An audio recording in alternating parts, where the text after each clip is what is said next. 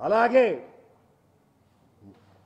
మా హయాంలో ఏ రకమైనటువంటి కల్తీ జరగలేదు, జరిగి ఉంటే దేనికైనా సిద్ధమని ఛాలెంజ్ చేస్తూ చంద్రబాబు ఏనాడైనా నీవు వెంకటేశ్వర స్వామి భక్తుడివి అని చెప్పుకునే నీవు ఇప్పటికి దాదాపు 14 సంవత్సరాలకు పైగా అధికారంలో ఉన్న నీవు నీ పరిపాలనా కాలంలో ఒక్కటంటే ఒక్కటైనా చెప్పుకునేటువంటి హైందవ ధర్మ ప్రచారానికి సంబంధించినటువంటి కార్యక్రమాలు చెప్పమని ఛాలెంజ్ చేస్తున్నా.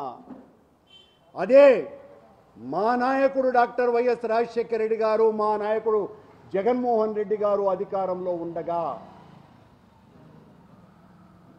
ఈ రోజున కోట్లాది మంది ప్రపంచవ్యాప్తంగా వెంకటేశ్వర స్వామి యొక్క ఆధ్యాత్మిక శోభను అనంతంగా చూస్తున్నటువంటి వెంకటేశ్వర భక్తి ఛానల్ని ప్రారంభించింది మేమే.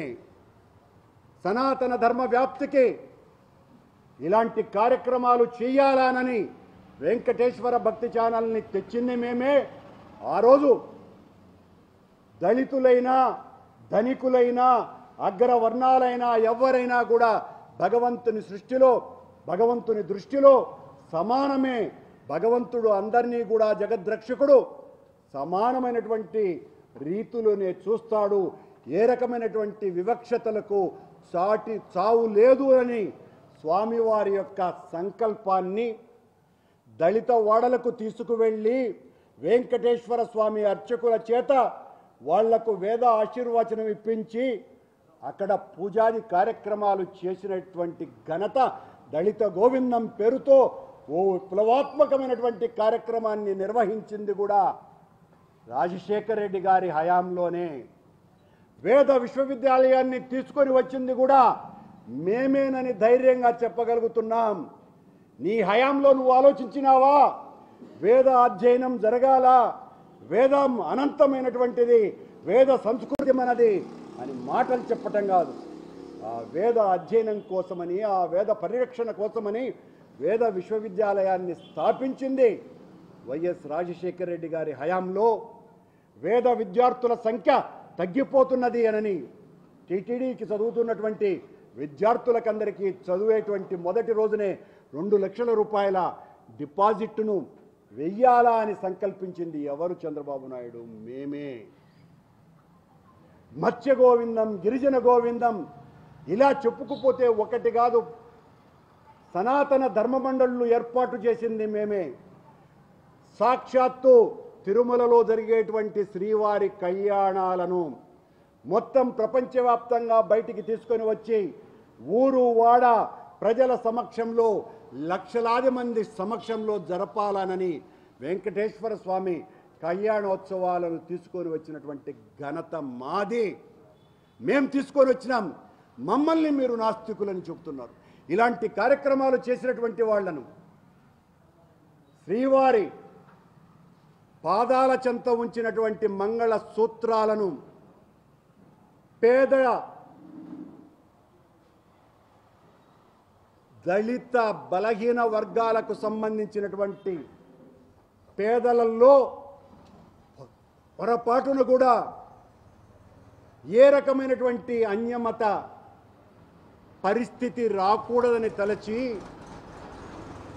కళ్యాణమస్తు అన్నటువంటి ప్రోగ్రాం ఎంచుకొని దాదాపు 36,000 పేద జంటలకు పెళ్లి చేసి స్వామివారి పాదాల దగ్గర ఉంచినటువంటి మంగళ సూత్రాలను ఆ మహిళ మెడలో వాళ్ళ భర్తల చేత కట్టించినటువంటి ఘనత, కళ్యాణమస్తు కార్యక్రమాన్ని చేసినటువంటి వాళ్ళం మేమేనని, మీరు నాస్తికులుగా ముద్ర వేసినటువంటి మేమేనని తెలియజేస్తున్నాం.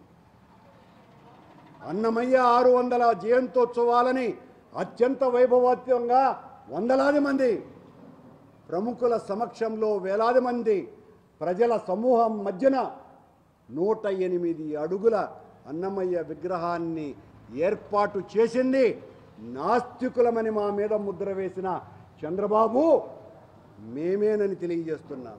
నీ హయాంలో ఒక్కరోజు కూడా మీరు ఆలోచించని వేద విజ్ఞాన సదస్సులని దాదాపు 75 మందికి పైగా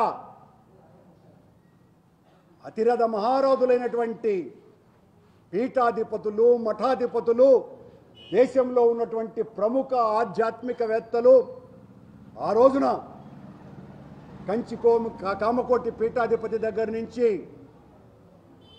పండిట్ రవిశంకర్ వరకు, చిన్నజీయర్ స్వామి నుంచి స్వరూపానంద స్వామి వరకు దేశంలో ఉన్నటువంటి 75 మంది పీఠాధిపతులందరి చేత విద్వత్ సదస్సులు నిర్వహించింది మేమే. ఆనాడు రాజశేఖర రెడ్డి గారి సమయంలో 2 సార్లు జరిపాం, మళ్ళీ జగన్మోహన్ రెడ్డి గారి సమయంలో 2 సార్లు జరిపినటువంటి ఘనత మాదే. మళ్ళీ మేము అధికారంలోకి వచ్చిన తర్వాత చిన్నపిల్లలకు కూడా దైవభక్తిని పెంచాలన్నటువంటి ఉద్దేశంతో 25 సంవత్సరాల లోపు యువతీ యువకులందరూ కూడా రామకోటి రాసే విధంగా గోవిందకోటి రాస్తే వాళ్ళకందరికీ ఉచిత దర్శనం కల్పించాలి అనేటువంటి విప్లవాత్మక నిర్ణయం తీసుకున్నది మేమే. భగవద్గీత ప్రతి ఒక్కరూ చదవవలసినటువంటి అవసరం ఉన్నది.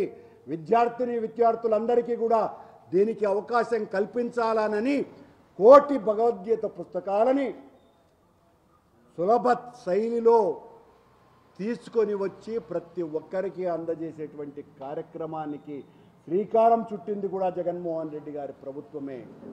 మీరు చేశారా? నువ్వు చేసింది చంద్రబాబు 8 ఏళ్ల క్రితం. సరే, మొట్టమొదట మీరు అధికారంలో ఉన్నప్పుడు, కొండ మీద మీ హయాంలో మీరు ముఖ్యమంత్రిగా ఉన్నప్పుడు